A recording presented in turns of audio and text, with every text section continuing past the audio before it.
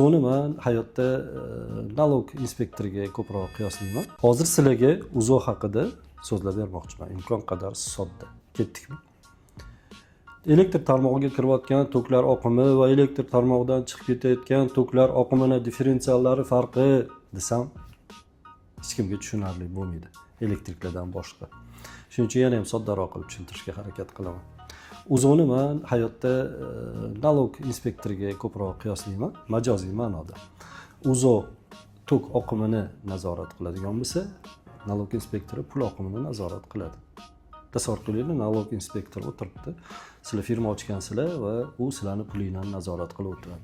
Firmaga kirayotgan, firmadan chiqib ketayotgan, to'lanayotgan soliqlar va qat'iyatdir birdan pul chetga oqishni boshladi. Nalog inspektor buni ko'rib nima qiladi? Hisob raqamlarni darrov bloklaydi. Xuddi shunga o'xshab Uzo ham shu ishni bajaradi.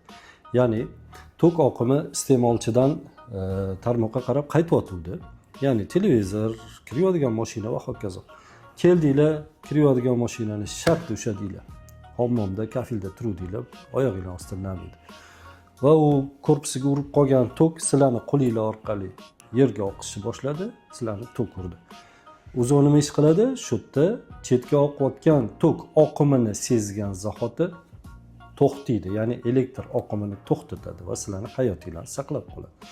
Farqi nalog inspektori sizlarning hisob raqaminglarni bloklab ishinglarni to'xtatib qo'ysa, Uzo sizlarning hayotinglarni himoya qiladi.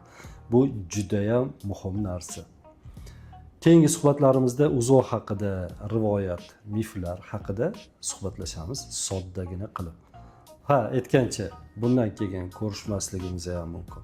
Shuning uchun darhol podpiska bosinglar va like bosib qo'yish esingizdan chiqmasin.